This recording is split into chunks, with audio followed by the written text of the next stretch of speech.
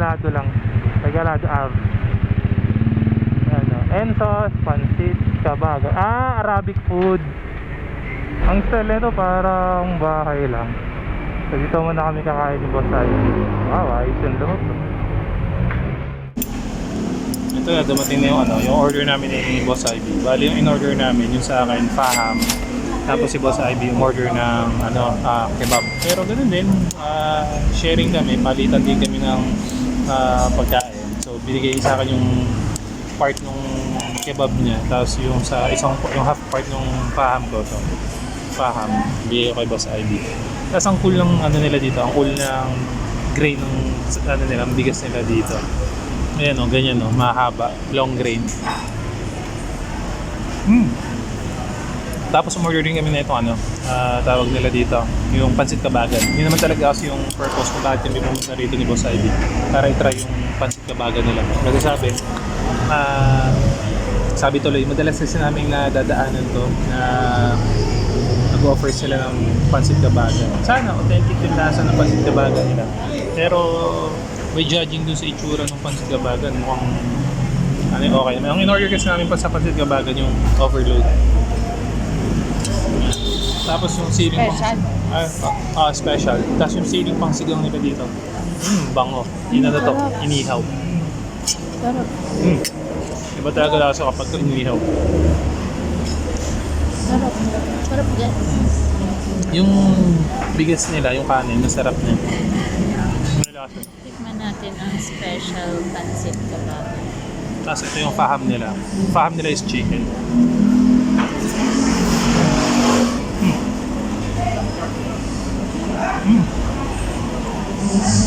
Yung chicken nila boneless pa. Mas ito yung sabaw ng Pansit Kabagan. Na natapon yung apple. Sarap.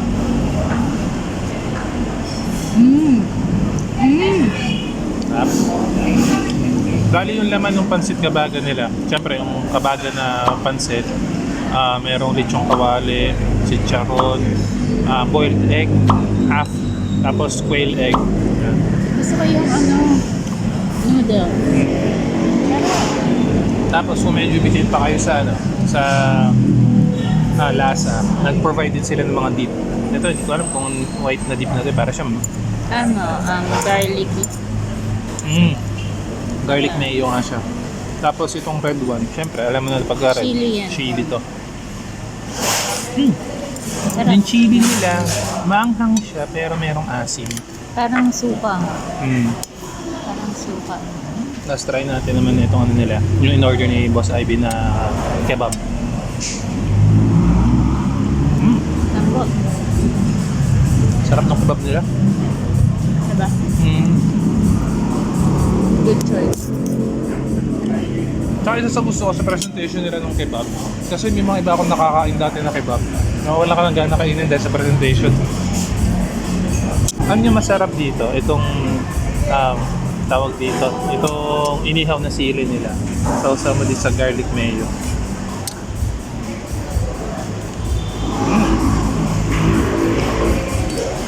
To. Malapit na naman to sa lugar namin kasi sa Regalado lang siya. Pag papuntang SM Purview, malapit lang siya. Tapos, Try nyo. pagka madadaan kayo, try nyo, okay. Madami na din kaming nakikitang review dito. Ilang beses na namin ito nadadaan. Ngayon lang namin tinry. Kasi maaga-aga pa. Saka, hindi siya nakakapagsisi. Pagdating sa servings niya, medyo marami-rami rin ang servings. Tapos, price range nila, ang ranging ng mga order nila is nasa 200 to 350, mga ganun. So kung gusto niyo makatry ng Arabian food, pwede rito. Tapos ang magaling pa dito, yung setup nila, para ka lang nasa bahay. Ang tawag ko ng loob. Nagulat ako. Sa labas kasi mukhang maliit. Oo, pag din sa loob, parang function hall pa. So kung marami kayo, kaya-kaya kayong i-cater. Lambot ng chicken. Oo, no? Pati itong kebab. Tsaka ano, yung kebab nila, siksik. Solid na solid. Na compress talaga. Oh, reasonable naman yung price. Hindi siya yung kebab na kebab-kebaban lang. Siksik, tapos juicy. Ibig sabihin ko doon sa kebab-kebaban, yung ampaw. Akala mo malaki, hindi pala. Kung tatanungin niyo ako, kung uulit pa kami ni Boss Ivy rito, may chance. Ang dami kumakain. Yung tipong pagka nag-crave ka sa pancit kabagan, dito na, ayun. Oo. Sarap yung noodles. Noodles nila. Authentic na pancit kabagan. Pancit kabagan.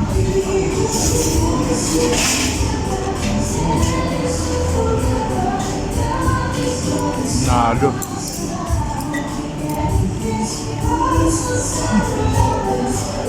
Ngayon pa yun sa talagang makukomment ko sa lugar. Masyado yung maluwag. Kasi ano siya, presko. Tapos isa pa sa nakakatuwa rito, friendly yung mga staff nila.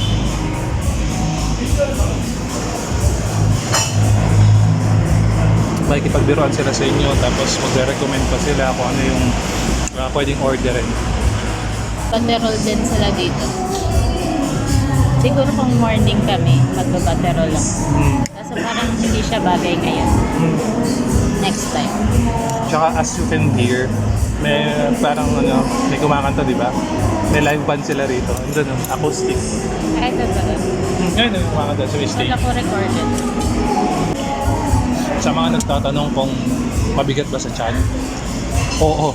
Yung isang order nila, good for 1 packs na talaga siya. So pag order ka ng isang meal nila, nabubusog ka na. Alam ko yung iba, hindi magugustuhan to. Kasi syempre ibang amoy na ano, ng Arabic food. Pero wala namang mawawala kung try nyo na, mag-explore lang kayo ng ano, ng mga pagkain. Wala namang mawawala. Pero sa Boss Ivy nga nakakain. Ibig sabihin yung nandito sa Enzo's, hindi ganun katapang yung pagka-amoy ng Arabic food yun. Light lang yung amoy ng spices. Unlike dun sa isang nakainan namin dyan sa Lagro, amoy mo talaga yung ano, yung spices na Mediterranean food. Ang sarap ng sabaw din. Kaso yung sabaw mo ay natapon. Tinapon mo eh. Bakit ako? Yan, tapos na kami ni Boss Ivy. Tapos ubos, sulit. Walang. Tira, so uwi na kami. Isang buti. Yan, may mga laruan pa para sa bata.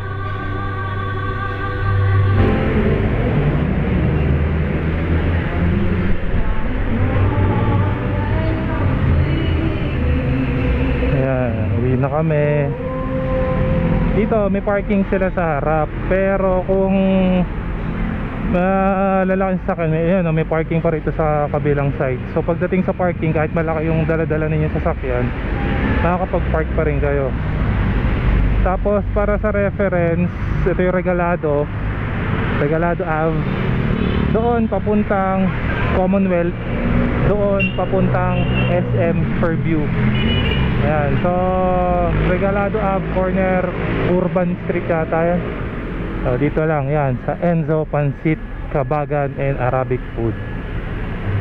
Kami naman ni Boss Ivy uuwi na. Ayan o, Regalado Ave, corner Burbank pala. Ayan yung isa pang parking. In fairness, yun nga sabi ni Boss Ivy, mabigat sa tiyan. Sulit ang bayad. Saka ano siya, hindi lang mabigat sa tiyan, okay yung lasa ng pagkain. Usually gano'n naman kasi kami ni Boss Ivy. Okay lang naman magbayad ng malaki, basta yung pagkain ano lang yan, yung masasabi mong na nasulit mo yung nabayad mo. Hindi lang sa paramihan yan eh, minsan sa lasa rin. Kasi kahit gaano karami yung pagkain tapos walang dating o kaya walang kwenta yung lasa, sayang ang bayad. Pero good thing na tinry din namin ni Boss Ivy kasi ilang beses talaga namin nadadaanan yan. We are not sure kung halimbawa pumunta kayo sa Enzo's kung magugustuhan ninyo yung lasa ng pagkain nila kasi we do have different palette. Pero sa palette namin ni Boss Ivy, pasok siya. Hindi ito yung sasabihin namin na this is our first and this is our last. So may chance pa na umulit kami at itatry siguro namin yung iba nilang ino-offer, especially yung yung kalabaw, yung sizzling kalabaw. Dapat orderin namin kanina yan eh, kaso medyo nagbago yung isip ko kasi nakita ko yung faham yung chicken.